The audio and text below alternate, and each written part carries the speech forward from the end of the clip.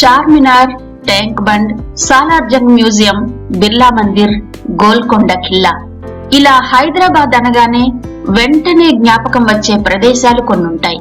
అలాగే హైదరాబాద్ అనగానే జ్ఞాపకం వచ్చే దేవతల్లో పెద్దమ్మ తల్లి ముందు వరుసలో ఉంటుంది.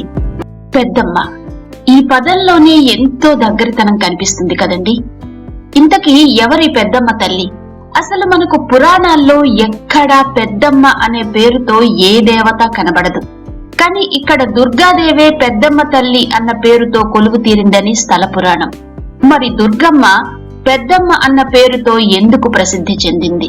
ఇక అమ్మకు ఇక్కడ నిర్మించబడిన ఆలయానికి కూడా వందల సంవత్సరాల చరిత్ర ఉంది. ఆలయంలో కొలువు తీరిన పెద్దమ్మ తల్లికి ఎంత చరిత్ర ఉందో ఆలయ నిర్మాణానికి కూడా అంత పెద్ద చరిత్ర ఉంది. అదేంటో ఈ వీడియోలో తెలుసుకుందాం. మీరు మాత్రం వీడియో ఎక్కడ స్కిప్ చేయకుండా ఎండ్ వరకు చూడండి. నచ్చితే తప్పకుండా లైక్ చేయండి, షేర్ చేయండి, కామెంట్ చేయండి. అలాగే మీరు ఇంతవరకు నా ఛానల్ ని గనక సబ్స్క్రైబ్ చేసుకోకపోతే వెంటనే సబ్స్క్రైబ్ చేసుకోండి. ఆ వెంటనే వచ్చే బెల్ బటన్ కూడా క్లిక్ చేసి ఆల్ నోటిఫికేషన్ మీద క్లిక్ చేస్తే నేనే కొత్త వీడియో చేసినా మీకు నోటిఫికేషన్ వచ్చేస్తుంది.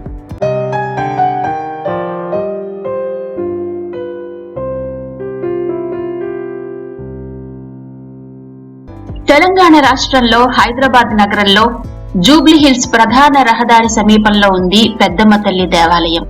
సికింద్రాబాద్ రైల్వే స్టేషన్ నుండి 13 కిలోమీటర్ల దూరంలో ఉంటుంది పెద్దమ్మ తల్లి దేవాలయం.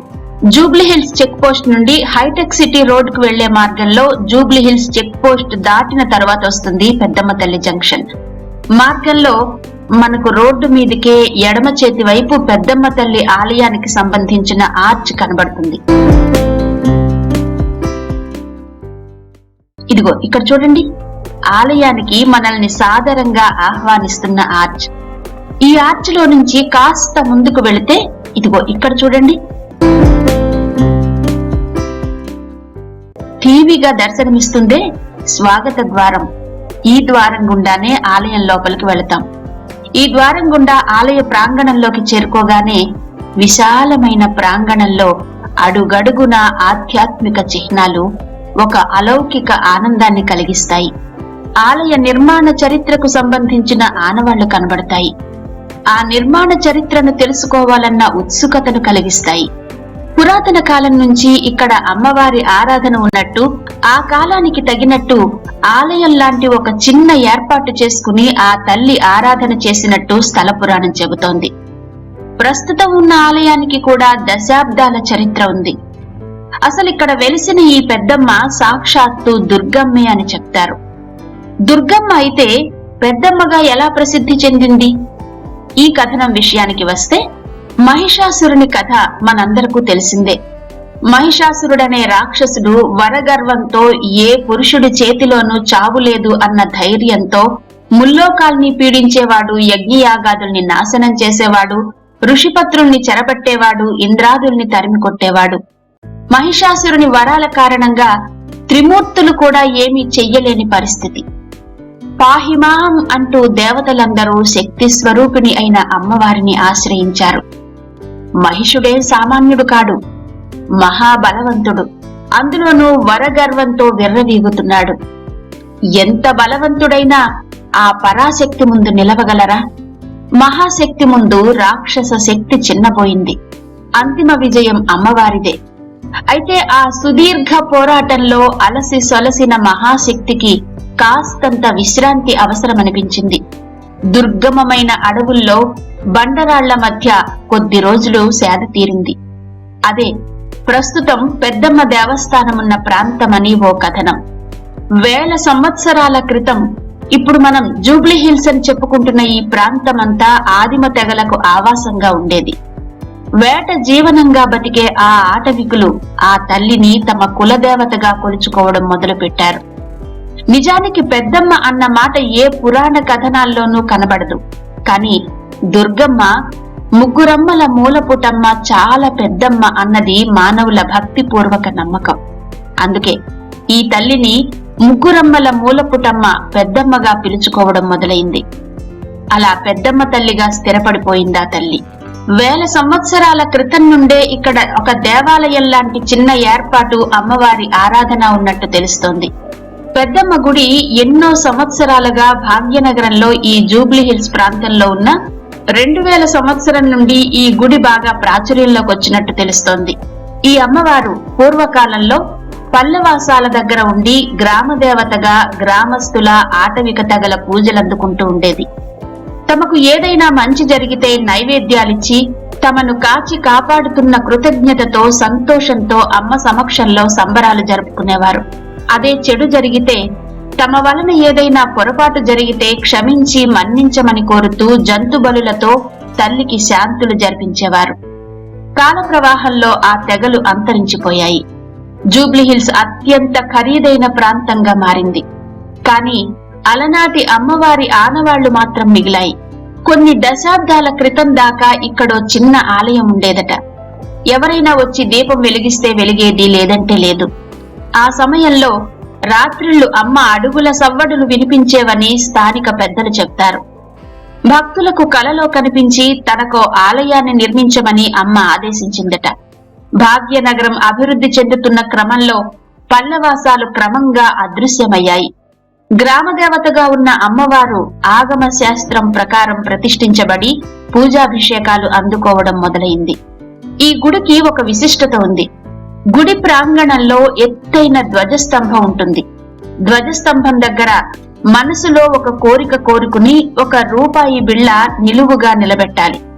అది పడిపోకుండా నిలువుగా నిలబడితే మనం మనసులో అనుకున్న కోరిక నెరవేరుతుంది అన్నది భక్తుల నమ్మకం. ఇక హైదరాబాద్ లోని పురాతనమైన ఆలయాల్లో ఇది కూడా ఒకటి.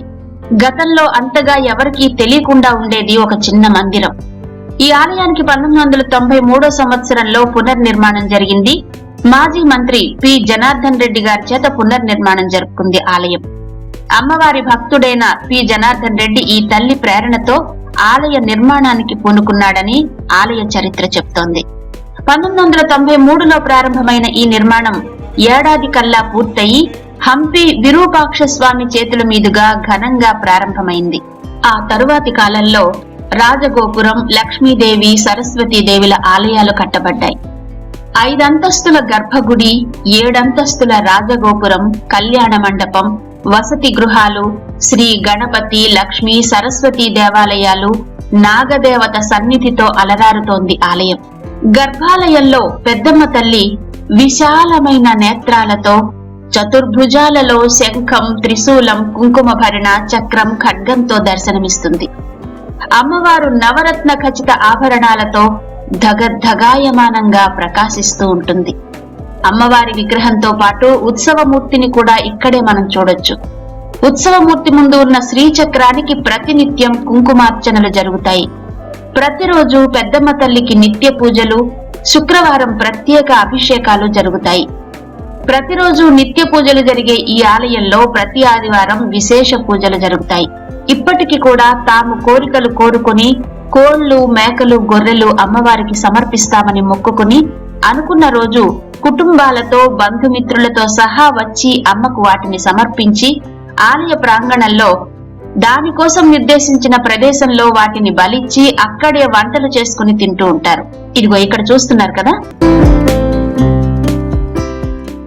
అలా మొక్కులు తీర్చుకోవడానికి వచ్చిన వారు ఈ విశాల ప్రాంగణంలో ఎలా వంటలు చేసుకుని తింటున్నారో, పెద్దమ్మ తల్లిని కోరిన కోరికలు అంటే న్యాయబద్ధమైన కోరికలు తప్పనిసరిగా నెరవేర్చే తల్లిగా గాఢంగా నమ్ముతారు ప్రాంతీయులు.